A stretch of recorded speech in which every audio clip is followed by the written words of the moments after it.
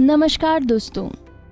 वैशाख माह की शुक्ल पक्ष की एकादशी तिथि को मोहिनी एकादशी कहते हैं।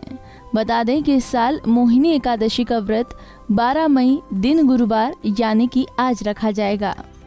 मान्यता है कि मोहिनी एकादशी का व्रत कथा सुनने से ही 1000 गायों के दान करने के बराबर पुण्य मिलता है। तो आज हम आपको इस वीडियो में मोहिनी एकादशी की व्रत कथा के बारे में सुनाते हैं। पौराणिक कथा के अनुसार जब समुद्र मंथन के दौरान अमृत कलश निकला तो देवताओं और असुरों के बीच अमृत को पीने को लेकर विवाद छिड़ गया। असुर देवताओं को अमृत नहीं देना चाहते थे। तब भगवान विष्णु ने एक सुंदर रूपवती नारी का रूप धारण किया जिसका नाम मोहिनी था। देवता और दानवों के बीच पहुंच गए। इनके रूप से मोहित होकर असुरों ने अमृत का कलश उन्हें सौंप दिया। मोहिनी रूप धारण किए हुए भगवान विष्णु ने सारा अमृत देवताओं को पिला दिया। इससे देवता अमर हो गए। जिस दिन भगवान विष्णु मोहिनी रूप में प्रकट हुए थे उस दिन वैशाख माह के शुक्ल पक्ष की एकादशी तिथि थी, इसलिए इसे मोहिनी एकादशी के नाम से जाना जाता है।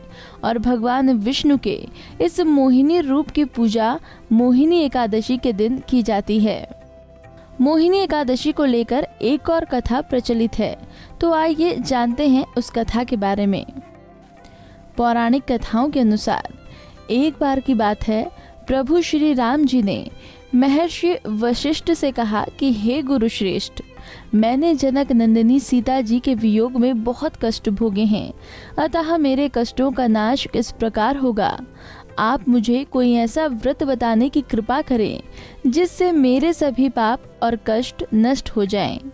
आप मुझे कोई ऐसा व्रत बताएं जिसके प्रभाव से समस्त पापों और दुखों से मुक्ति प्राप्त हो सके। भगवान राम को संबोधित करते हुए वशिष्ठ मुनि ने कहा कि हे राम, आपका प्रिय नाम समस्त प्राणियों के दुखों का नाश करता है, लेकिन फिर भी आपने जन कल्याण के लिए ये प्रश्न पूछा है जो कि प्रशंसनीय है। मैं आपको एक एकादशी व्रत का महात्म्य सुनाता हूँ। वैशाख माह के शुक्ल पक्ष की एकादशी का नाम मोहिनी एकादशी है। इस एकादशी का उपवास करने से मनुष्य के सभी पाप तथा क्लेश नष्ट हो जाते हैं। इस उपवास के प्रभाव से मनुष्य मोह के जाल से मुक्त हो जाता है। अतः हे राम, दुखी मनुष्य को इस एकादशी का उपवास अवश्य करना चाहिए। इस व्रत के करने से मनुष्य के सभी पाप नष्ट हो जाते हैं। अब आप इसकी कथा को श्रद्धा पूर्वक सुने। वशिष्ठ मुनि ने बताया कि प्राचीन समय में सरस्वती नदी के किनारे भद्रावती नाम की एक नगरी में द्युतिमान नाम का एक राजा राज्य करता था।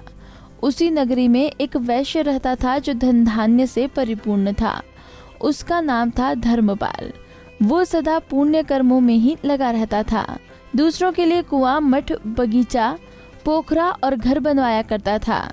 भगवान श्री विष्णु की भक्ति में वो सदा लीन रहता था। उस वैश्य के 5 पुत्र थे, जिनमें सबसे बड़ा पुत्र अत्यंत पापी और दुष्ट था। वो वैश्याओं और दूसरों की संगति करता था। इससे जो समय बचता था उसे वो जुआ खेलने में व्यतीत करता था। वो बड़ा ही अधम था और देवता, पितृ आदि किसी को भी नहीं मानता था। अपने पिता का अधिकांश धन वो बुरे व्यसनों में ही उड़ाया करता था। मद्यपान तथा मांस का भक्षण करना उसका नित्य क्रम था। वो काफी समझाने बुझाने पर भी वो सीधे रास्ते पर नहीं आया तो दुखी होकर उसके पिता, भाइयों तथा कुटुंबियों ने उसे घर से निकाल दिया और उसकी निंदा करने लगे। घर से निकलने के बाद वो अपने आभूषणों तथा वस्त्रों को बेच कर अपना गुजारा करने लगा। फिर वो चोरी करने लगा। एक बार चोरी करते समय सिपाहियों ने उसे पकड़ लिया और कारागार में डाल दिया। कुछ समय बाद उसे नगर छोड़ने पर विवश होना पड़ा और वो जंगल में पशु पक्षियों को मारकर पेट भरने लगा। उसी समय वो कौटिन्य मुनि के आश्रम में जा पहुंचा। इन दिनों वैसाख का महीना था। कौटिन्य मुनि गंगा से स्नान करके आ रहे थे। उनके भीगे वस्त्रों के छींटे मात्र से पापी को कुछ सद्बुद्धि प्राप्त हुई। वो ऋषि के पास जाकर हाथ जोड़कर कहने लगा कि हे महात्मा, मैंने बहुत सारे पाप किए हैं, कृपया मुझे इन पापों से मुक्त होने का उपाय बताएं।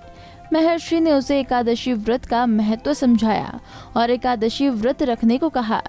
ऋषि ने कहा कि अगर तुम वैशाख मास के शुक्ल पक्ष की एकादशी का व्रत करोगे तो इसके उपवास करने से तुम्हारे सभी पाप नष्ट हो जाएंगे, क्योंकि इस एकादशी को मोहिनी एकादशी भी कहा जाता है।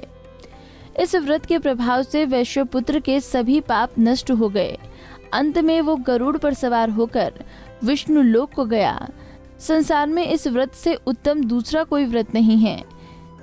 इसके महात्म्य के श्रवण व पाठ से जो पुण्य प्राप्त होता है वो पुण्य 1,000 गोदान के पुण्य के बराबर है। इसी तरह की और भी जानकारी लेने के लिए हमारे चैनल को सब्सक्राइब करें और नई वीडियो की नोटिफिकेशन के लिए बेल आइकॉन दबाएं। अगर आप ये वीडियो फेसबुक पर देख रहे हैं तो वीडियो को लाइक और शेयर करें। साथ ही अपनी राय कमेंट बॉक्स में जरूर बताएं। धन्यवाद।